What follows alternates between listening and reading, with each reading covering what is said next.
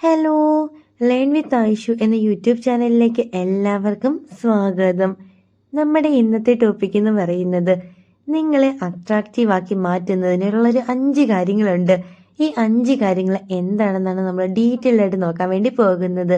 അപ്പോൾ ആദ്യമായിട്ടാണ് ചാനൽ കാണുന്നതെങ്കിൽ തീർച്ചയായിട്ടും ചാനലൊക്കെ സബ്സ്ക്രൈബ് ചെയ്യണം, സപ്പോർട്ട് ചെയ്യണം. പിന്നെ നിങ്ങളുടെ ഫ്രണ്ട്സൊക്കെ ഉണ്ടാവുമല്ലോ, അവർക്കൊക്കെ ഈ ഒരു വീഡിയോ ഷെയർ ചെയ്ത് കൊടുക്കാൻ വേണ്ടിയിട്ട് മറക്കരുത്. അപ്പോൾ നമുക്ക് നേരെ വീഡിയോയിലേക്ക് പോകാം.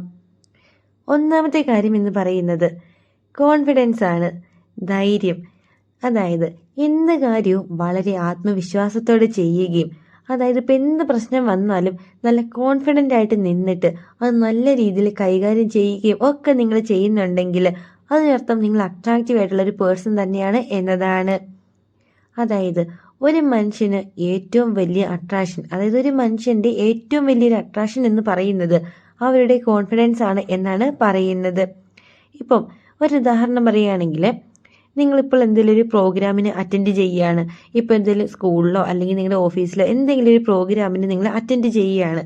ആ ഒരു സമയത്ത് എനിക്ക് വയ്യ എന്നും പറഞ്ഞിട്ട് പുറകോട്ട് മാറി നിൽക്കാതെ നിങ്ങൾക്ക് കഴിവുണ്ടോ ഇല്ലയോ അതൊന്നുമല്ല, ആ ഒരു സമയം നിങ്ങൾ ആ ഒരു പ്രോഗ്രാമിന് അറ്റൻഡ് ചെയ്യുന്നു അല്ലെങ്കിൽ നിങ്ങൾ പാർട്ടിസിപ്പേറ്റ് ചെയ്യുന്നു, അതിലാണ് കാര്യം. അങ്ങനെ നിങ്ങൾ നല്ല കോൺഫിഡൻ്റ് ഉള്ള ഒരാളാണെങ്കിൽ അതിനർത്ഥം നിങ്ങൾ അത്രമാത്രം അട്രാക്റ്റീവ് ആയിട്ടുള്ള ഒരു പേഴ്സൺ ആണ് എന്നതാണ്. ഇതാണ് നമ്മുടെ ഒന്നാമത്തെ കാര്യം. ഇനി രണ്ടാമത്തെ കാര്യം എന്താണെന്ന് നോക്കാം. രണ്ടാമതായിട്ട് വരുന്നതാണ് അവൈലബിലിറ്റി. അതായത് ആവശ്യ സമയത്ത് നിങ്ങളുടെ പ്രസൻസ്. അതിപ്പോൾ നാളെ നിങ്ങൾക്ക് ഒരു ഡിബേറ്റോ അങ്ങനെ എന്തെങ്കിലും ഒരു പ്രോഗ്രാമൊക്കെ നിങ്ങളുടെ കോളേജിലോ അല്ലെങ്കിൽ നിങ്ങളുടെ സ്കൂളിലോ എവിടെയെങ്കിലുമൊക്കെ ഉണ്ട്. അതിന് വരാം എന്ന് പറഞ്ഞിട്ട് കൃത്യസമയമാകുമ്പോഴത്തേക്കും എല്ലാവരെയും പറ്റിച്ചുകൊണ്ട് നിങ്ങൾ മുങ്ങുകയാണ്. അതായത് നിങ്ങൾ മനഃപൂർവ്വം വരാതിരിക്കുകയാണ്, അല്ലെങ്കിൽ നിങ്ങൾ മനഃപൂർവ്വം അതിൽ നിന്ന് ഒഴിഞ്ഞു മാറിയിട്ട് ബാക്കിയുള്ളവർ വേണമെങ്കിൽ അത് ചെയ്തോട്ടെ എന്ന് വിചാരിക്കുകയും, ഇങ്ങനെ എന്ത് കാര്യവും അലസ്യമായിട്ട് ചെയ്യുകയും, അതിപ്പോൾ എന്ത് പ്രശ്നമാണെങ്കിലും നിങ്ങൾ അതിൽ നിന്ന് മനഃപൂർവ്വം മാറി നിൽക്കുകയും നിങ്ങളുടെ പ്രസൻസ് അവിടെ ഒരിക്കലും ഉണ്ടാവില്ല. എന്ത് കാര്യം വന്നാലും നിങ്ങൾ മനഃപൂർവ്വം മാറി ഒഴിഞ്ഞു മാറി പോവുകയൊക്കെ ചെയ്യുകയാണെങ്കിൽ അതിനർത്ഥം നിങ്ങൾ ഒരിക്കലും അട്രാക്റ്റീവ് ആയിട്ടുള്ള ഒരു പേഴ്സൺ അല്ല എന്നാണ്. അതായത് ആവശ്യ സമയത്ത് നിങ്ങളുടെ പ്രസൻസ് അവിടെ ഉണ്ടാവണം. അങ്ങനെ എന്ത് ആവശ്യത്തിനും നിങ്ങളുടെ പ്രസൻസും കാര്യങ്ങളൊക്കെ അവിടെ ഉണ്ടെങ്കിൽ അതിനർത്ഥം നിങ്ങൾ അട്രാക്റ്റീവാണ്. അല്ലാതെ എന്ത് കാര്യം വന്നാലും അതിൽ നിന്നും ഒളിച്ചു മാറി പോകുക, ഇങ്ങനെയൊക്കെ ചെയ്യുകയാണെങ്കിൽ നിങ്ങൾ അവിടെ ഒരിക്കലും അട്രാക്റ്റീവ് ആയിട്ടുള്ള ഒരു പേഴ്സൺ ആകുന്നില്ല. ഇതാണ് നമ്മുടെ രണ്ടാമത്തെ കാര്യം. ഇനി മൂന്നാമത്തെ കാര്യം എന്താണെന്ന് നോക്കാം.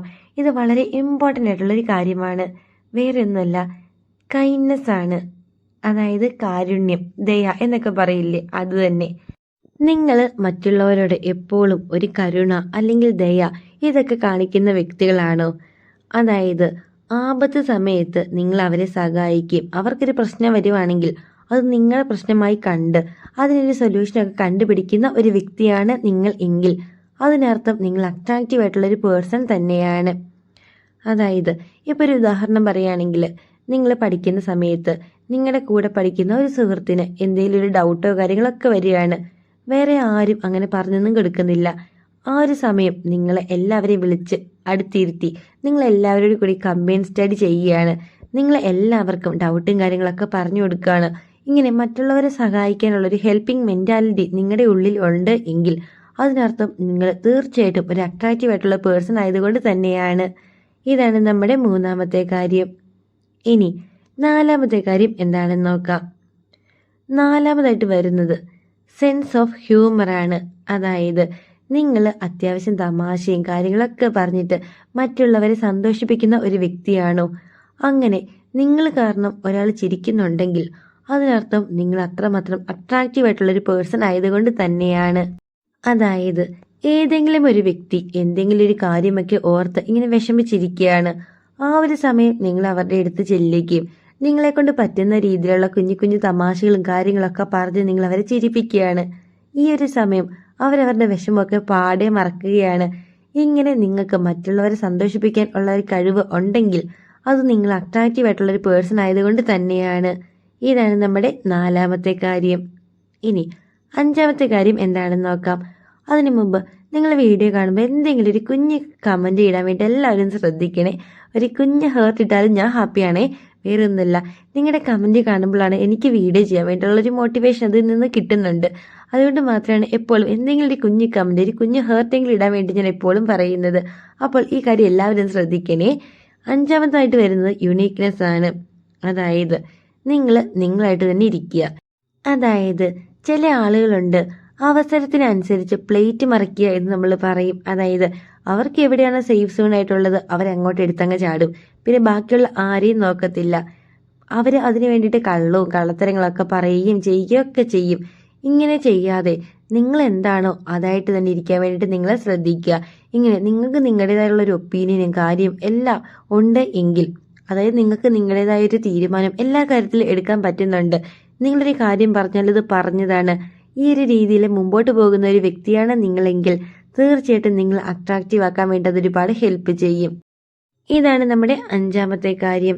അതായത് confidence, availability, kindness, sense of humour, uniqueness, ഇതൊക്കെ നിങ്ങൾ ഫോളോ ചെയ്യുന്ന ഒരു വ്യക്തിയാണെങ്കിൽ നിങ്ങൾ ഈ കാര്യങ്ങളെല്ലാം കൂടി കൂട്ടി നിങ്ങളൊരു അട്രാക്റ്റീവ് ആയിട്ടുള്ള ഒരു പേഴ്സൺ ആക്കി മാറ്റാൻ വേണ്ടത് ഒരുപാട് ഹെൽപ്പ് ചെയ്യും. അപ്പോൾ ഇന്ന് പറഞ്ഞ ഈ കാര്യങ്ങളൊക്കെ എല്ലാവർക്കും ഒരുപാട് യൂസ്ഫുൾ ആയി എന്ന് വിചാരിക്കുന്നു. അപ്പോൾ അടുത്ത ദിവസം പുതിയൊരു സബ്ജക്റ്റ് നമുക്ക് വീണ്ടും കാണാം.